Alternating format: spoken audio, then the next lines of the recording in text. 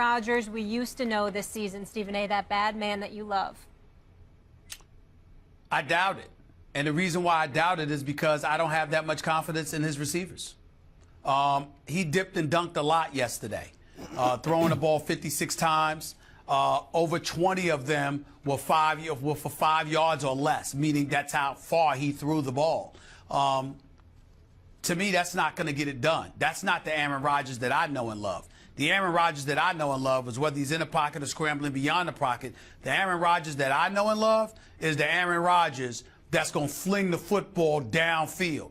I'm not sure that Devontae Adams, even though he had a big game, or Jordy Nelson, or Randall Cobb and those boys are capable of getting open in those situations against some of the better teams. I'm not getting caught up in the Chicago Bears. I think the Chicago Bears are a shell of itself. I think they're contaminated by the mere presence of Jay Cutler, even though he was on the sidelines and not playing. I think that Brian Hoyer going down didn't help matters. Barkley comes in, throws 2 interceptions. Their offense is anemic. As a result, you can take chances, and as a result, you can take chances on defense, but on the offensive side of the ball, you can afford to be methodical, dip and dunk, and beat them that way, chewing up the clock, and just march downfield, and that will be that. Against some of the better teams in the NFL, that's not going to work. I'm not saying that we won't see him. I'm saying that in terms of my confidence level, that bad man that I know him to be, I didn't really see much of that last night. And my attitude is that I'm not going to be convinced until I start seeing him fling that football down the field again. And in order for him to do that, those receivers are going to have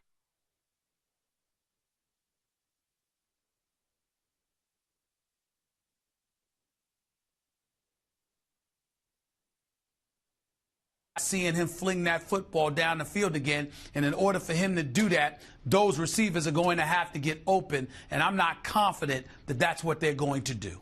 I've been telling everyone to relax about Aaron Rodgers, not because, oh, he's going to go back right away to being what he was before last season, because now this is almost a season and a half, but because this guy is pretty good. I mean, he's better than most. So you still got a good quarterback. They're 4-2. But I also did not see anything new last night. I saw him playing a very bad team. Once Hoyer went down, they had no shot, and they're probably going to lose anyway.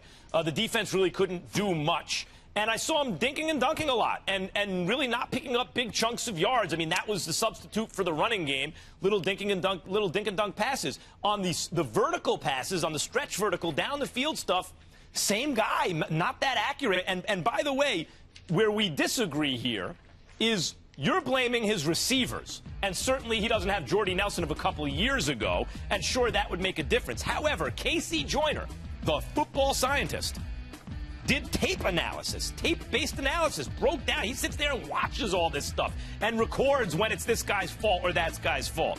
Said Rodgers was off target coming into Week 7. 37.7% of the time on his vertical passes. Those are aerial thrown 11-plus yards down the field. So none of these 5 and 6, and as you said, 5.5 yards a pass. You're throwing it down the field. He's off target qualifying quarterbacks based on the number of reps they've had. That's tape-based analysis that, according to Casey Joyner, showed, no, not his receiver's fault, not his receivers not being open, Aaron Rodgers not being accurate down the field. So then the question becomes, will we see that bad man again that you love to talk about, and I think is, when he's right, is the best, or was, at least till a season and a half ago, the best player in the game? And I'm not convinced we will this season. If you study great athletes in any sport, even the long-time great athletes, there's usually a little dip in their career at some point. They go through that athletic prime early, which is usually the best version of them we see, and then it looks like they're declining, and they're sometimes in their early mid-30s, and then they can have another stretch after that where they're, even if they're a little bit different than they used to be athletically, they're still more or less as good as they ever once were. Maybe a little less, but still approximating it. And usually I think that dip happens when their bodies start to change. They lose a half a step. They're not quite as good as they used to be. They can't get away with quite as much, but they also, because those changes are so imperceptible, they happen so gradually, they haven't yet adjusted to it. And I don't see evidence this season that Aaron Rodgers has adjusted to maybe what the new normal, what the new reality for him is physically, and therefore I have no reason to believe he will throughout the course of this season. He didn't last year. I don't think he's done as being in the conversation for the best player in the game, but I don't think that's going to happen this year. Well, listen, I can tell you this. The important reasons as to why that is. And for me, Aaron Rodgers looks distracted. He don't look like himself. He was proud of Devontae Adams last night in the way that he was playing. I remember I was talking to Mark Schlereth on my radio show yesterday, and he was alluding to Aaron Rodgers and how, being distracted, his brother was on The Bachelor, family business got out in public and, all of this other stuff, just bringing in, some people have been bringing into the equation off-field things that may play a role in how a guy's psyche is and how he approaches the game and how he looks on the field in terms of playing the game of football. I'm seeing Aaron Rodgers underthrow and overthrow. I'm seeing him lose the football. Second consecutive week he's lost fumbles. This is a guy that's made a career not only of throwing beautiful passes, but protecting the football. That doesn't appear to be who he is right now. And it's very shocking to see this happen. And so I look at it from that perspective, and that's one of the things that concerns me about him. Also, the Jeff Pearlman book came out about Favre, and it detailed some of the stuff in his relationship with Aaron Rodgers that was not so flattering for either, maybe particularly not Favre. But at any rate, for those who would dismiss off-the-field distractions as the reason that you could have a negative, it can negatively affect someone's performance, it's really very straightforward. It's common sense. If you have problems at home or in your personal life, does it ever affect your work product? For many of us, the answer is yes. For some, the answer is no. But for many people, the answer is yes. And that goes for athletes, too. And that may be part of the explanation, because what we're seeing the last 6 games this season, or 7 games this season, and all of last season is not the Aaron Rodgers that once was. It's still a good player, but not the best in the game. Yeah. Works for me. Works for me. For now, though, I haven't given up hope. Yep. No matter how mentally tough you are, at the end of the day, we're all human, and it starts to affect you. Coming up next, the First Take Your Take viewer contest is here. I cannot wait for this. You can win a chance to debate Stephen A. and Max right here on national television. Who is better than you? All you got to do is go to firstTakeYourTake.com, upload a 1-minute video. So remember, upload the video to that website with your best sports debate. Keep it clean, no music, team logos, trademarks, or copyrighted material. 2 winners will be selected by our show staff. Get to work, people. I want to see you here in Bristol schooling Stephen A. and Max. The answer as to who is better than you is me. That's the answer. Okay. I win the debate. Here's the latest submission. The problem with Aaron Rodgers and the Green Bay Packers is not the bad man himself. It is Coach Mike McCarthy. He's very conservative with his play calling. He has no belief in his players, and that pretty much includes the bad man, Aaron Rodgers. Basically, Luck, Rodgers, those guys have all the talent in the world, but what we're finding out is no matter what we want to say about this becoming a passing league, you still have to have a running game to be successful. Aaron Rodgers, get your head in the game. They're questioning whether you're that guy right now. You don't see the energy, you don't see the passion, you don't see, dare I say, the discount double check. Yeah, great point. Where's the discount double check? Solid. Yeah, he missed that one. He missed the discount double check. He missed that one. But it's all right. It's all right. Solid. Solid. And I like the wardrobe. I like the hat. A lot of flavor. Much more flavor than I thought we'd get. I thought people I will love say flavor. Yep. I will say it. to that guy, I will say to that big boy with the bright yellow tie on, blazer, my brother, blazer, complete the outfit. You ain't coming on here without a blazer. I tell you that much. This man. Let's roll. He's a tough critic. All right, coming He's up, right. The Cubs beat the Dodgers 8-4 last night to get within 1 of a World Series berth. Since last appearing in the World Series in 1945, the Cubs have lost all 6 games in which they had the chance to reach the Fall Classic. Max, have you changed your mind about taking the field over the Cubs to win it all? Nope.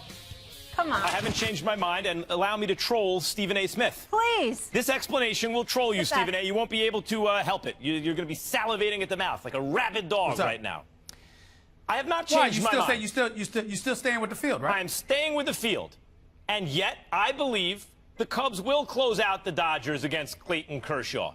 What? And at that point, What? And at that Oh point, my God! Oh my Lord! Wait a minute. And You've it been gets talking worse. about the field, and now you won't even take the. Oh my! Go ahead. Go it gets ahead. worse. Go ahead.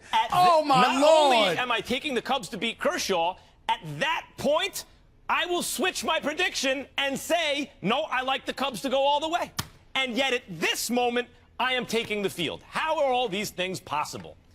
This is the way probability works. You reset based on new information. I think the Cubs are the favorites in any given series, but that doesn't mean if they fall behind in the series, they remain the favorite, or that just because they're the favorites in two different series, they're the favorites to win the whole thing. A quick math lesson. If you're 60% likely to win a series and 60% likely to win the next one if you win this one, you are only 36% likely to win the whole thing. That's under 50%. That means the field is more likely than you, even though you're favored in both series. Now, I will let you respond to that, Stephen A., because I got a doozy for you with Clayton Kershaw.